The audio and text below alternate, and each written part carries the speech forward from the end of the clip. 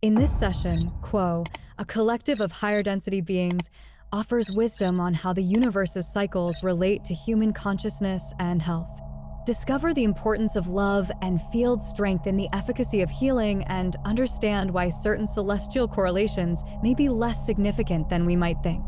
The discussion also delves into the metaphysical implications of spiritual cycles and the centrality of love in our understanding of existence. We hope this session brings you clarity and inspiration on your spiritual journey. Thank you for joining us, and may you walk in light and love. Don't forget to like, comment, and subscribe for more videos on spiritual wisdom and cosmic insights. Hit the notification bell so you never miss an update. Thank you for being a part of our community and for your dedication to seeking higher understanding and healing. January 2nd, 1994. Channeling disclaimer. This telepathic channeling has been taken from transcriptions of the weekly study and meditation meetings of the Rock Creek Research and Development Laboratories and L/L Research. It is offered in the hope that it may be useful to you. As the Confederation entities always make a point of saying, please use your discrimination and judgment in assessing this material. If something rings true to you, fine. If something does not resonate, please leave it behind, for neither we nor those of the Confederation would wish to be a stumbling block for any. The question today is from men. The first part is about the cycles. Since, as above, so below, only by understanding the universe, cosmos, celestial bodies, and finding correlations with the activities of the mind, the human body, cells, tissues, and molecules, atoms, and subatomic particles, down to the etheric body, can we comprehend the whole. Could you comment on the correlation between cycles and the relationship to the human body? Carla channeling. Quo. We are those of Quo. Greetings in the love and in the light of the one infinite creator. We feel pleasure that we have been called to this session of working in order to share our thoughts with you. Thank you for this honor. Please, as always, take what is meaningful from our opinions, discarding the rest. The physical makeup of your visible universe is most impressive, the systems seeming rigidly hierarchical until there's a closer look, at which time anomalies begin to mount. The part of the crystallized creation which is withheld is great. This withholding is not in order that visibility be restricted, rather the withholding is due to the lack of sufficient sight, or opportunity for sight. In other words, neither the third density physical vehicles nor the consciousness inhabiting these physical vehicles is at your present equipped with receptors capable of assimilating the amount of data which exists. We say this because the attempt to match perceived cyclical hierarchies is made non-useful by this fact. It is indeed so that that which exists, as you say, above, is indeed reflected in that which is, as you have said, below. However, that which is above is other than can be conjured or mentally figured out. That energy which created all that there is may be seen to be the center of all that there is. This field of love is of a nature which is reproduced and is the stuff of all levels of vibration which stem therefrom. This nature is an essence or a fullness of field. The energy is saturated, that is, there is fullness of love. You seek an understanding cycles to better understand healing. However, it is an understanding, shall we say, of fields and of the amount of saturation or fullness of love in the fields, in field strength, shall we say, that aids in the efficacy of healing. That is, the more saturated the awareness of love is, the more fullness of health there is. To work on the influences of heavenly objects, as you call these, is instead to do fairly subtle work in the area of the archetypical mind. The influences upon these archetypes from celestial objects varies according to the native ground or earth of a particular entity, and the study of these correspondences yields a wealth of detailed information in each individual which undertakes such study. This touches only tangentially upon healing information, in that it is so that in working with the archetypes and their relationships there is much opportunity for the skilled student to take fire from a newly perceived gracefulness of relationship that clarifies in some way the student's thinking, or, as you so often say, understanding. May we ask if there is a further query? Jim. A minor harvest cycle is related to the solar year, which is the amount of time it takes our sun to go around the zodiac, about 25,000 years. The master cycle is said to be 75,000 years. Is there a star around which our sun or solar system moves that is the center of this 75,000-year cycle? And if so, Can you tell us, is it Alcyone or some other star? Quo. We are those of Quo. While it is so that the numbers 25,000 and the turning of sun about solar system, we correct this instrument. Earth around solar system are similar. There is not the importance placed upon the connection between these two similar numbers. The timing, shall we say, of cycles of spiritual living or advancement are as they are because of quite sensitive factors involving the energies of the group of entities moving through third density. In other words, since your Earth sphere has certain populations of entities from various planetary influences, the timing of these cycles of spiritual evolution is set in such and such a mold.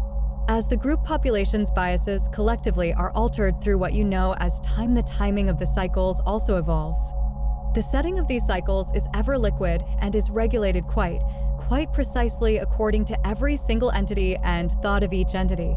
This energetic whole has a nascent life which expresses its times of blooming and learning in such and such a way, while stars will above in the heavens according to your physical sight.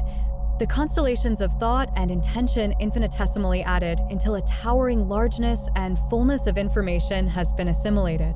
This living entity expresses as a field, and this entity's expressions create the exact timing of the cycles of learning. The cycles of learning have only tangentially, again, to do with the concerns of healing which we believe we understand these questions to be directed to. It is difficult to express how this perfectly logical seeming set of correspondences actually has an effect because the archetypical mind is most deep and for that reason most difficult to penetrate. We are happy to work upon the metaphysical implications of cycles concerning the archetypical mind. However, it is our feeling that this is not germane to a study of healing except as a rather advanced and subtle portion of healing which have to do with abstract or mental body healing at certain levels. We would suggest working from other assumptions than the assumption that cycles of spiritual learning are correlated with the cycles concerning healing. Is there a further query? Jim. He also mentions a 206,000-year cycle, and he would like to know if there is any relationship between this 206,000-year cycle and Arcturus or Aldebaran, and if there is a metaphysical significance to this cycle. Quo. We are those of Quo. We do not find the comparisons listed to be useful. Is there a further query? Jim. Yes. He would also like to know if there is any significance in a 26 million year cycle and if it has any relationship to a specific star or location. Quo. We are those of Quo. And again, we do not find a significance to the 26 million year cycle. Perhaps we could suggest that the center of the universe is the center of each entity's heart. The open heart of the great self, which each self is that center which is a unity. All of the portions of the Creator, shall we say rather misleadingly, seem to themselves to be in time and space each unique, each separate and each apart. Yet, in truth, the center of the constellations is the open heart. All measurement, all numbering, all ways of detailing and patterning the observed creation fall to dust before the open heart. Love is of a certain nature.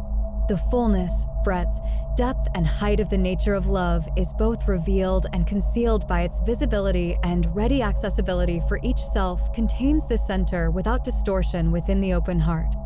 It is both blessing and curse that those who seek so longingly and yearn so profoundly for scientific information to aid in being of service must have their hopes thwarted by the elusive and ever-receding face of spiritual knowledge. For this knowledge is not that which has to do with the kind of measuring which is used to calculate the hierarchies of the observable, physical universe, but love moves and its traces dwell within all things. The keys to healing echo the ways or nature of love itself. We find that to speak further at this juncture is to infringe upon the free development of the awareness, which would ask further queries upon this healing subject, and consequently we feel that to speak further at this working is not appropriate. We thank this instrument for bearing with us while we attempted to use some concepts which stretched the instrument's ability to understand, if we may again use this term. We also thank the questioner and encourage study and further queries on this interesting subject. Our hearts are full of a love and desire to be of service, as always, and we are most thankful for the energy and desire and longing to be of service that this group expresses with these queries. It is truly a privilege to be able to blend our energies with your own, and we cannot thank you enough. Is there any other query at this time? Jim. Not for me, Quo. That was very good. I'm sure he appreciates that a good deal. Thank you. Quo. We are those of Quo, and we greatly appreciate your kind words. May we close by simply spending a few moments stating the wonder, the marvelous wonder of hope when hope is not logical. The wonder, the miraculous wonder of faith when the faith is not logical. May we encourage each to live in hope and in faith, forgetting not one iota of the darkness perceived, but knowing that no darkness eradicates light. Live, then, in light, for, inwardly, you may always be standing beneath the bright sun. As your spirit basks in its intelligent warmth, the body is most positively affected. So may the time of cold and darkness be for you lighted within by the sun of hope and faith. We leave you rejoicing in this faith, in the love and the light of the one infinite Creator. We are known to you as those of the principle Quo. Adonai, Adonai.